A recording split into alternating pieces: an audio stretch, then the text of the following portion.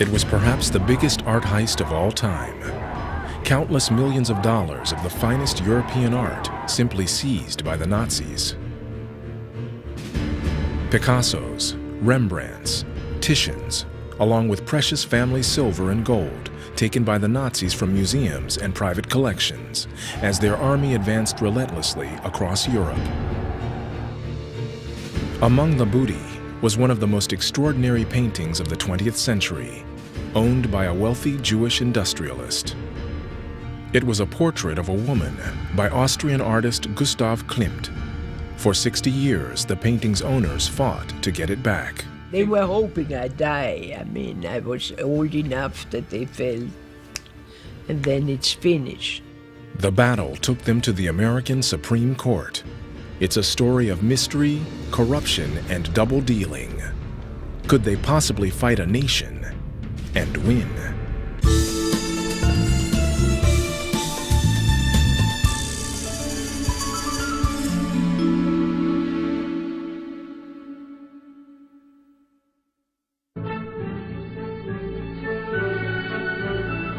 Vienna at the beginning of the 20th century was a thriving metropolis that had become the cultural center of Austria and home to the rich and famous.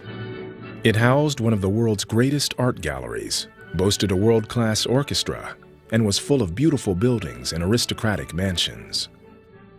The city's famous coffee houses were teeming with intellectuals, artists, and musicians such as Sigmund Freud, Egon Schiele, and Arnold Schoenberg. And the man Viennese society flocked to for their portraits was Gustav Klimt. Klimt was already at his lifetime so highly paid, so there was no other painter in Austria who could demand such prices. And if you look at the female portraits, who were these persons? They were all coming from the upper class. There were wives of industrialists, of academic professors, so they really came from a very wealthy background.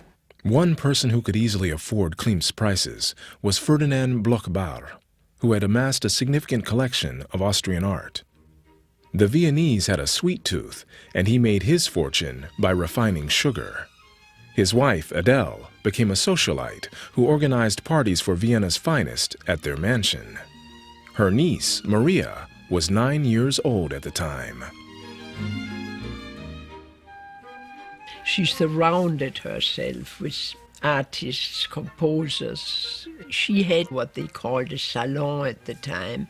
She had all these fabulous people, Richard Strauss and Wassermann. I mean, she had people, painters, poets, composers. And this is where she got her intellectual stimulation. Klimt was one of the artists who frequented the salon. He became a personal friend. But what would he charge to paint Adele's portrait? The price at that time was already extremely high. It was enormous. I think that it was as high as you could have acquired at that time a whole villa, a good land house, even in the suburbs in Vienna. It was that high. It may have been expensive, but Klimt's portrait of Adele would become one of the most famous paintings of the 20th century.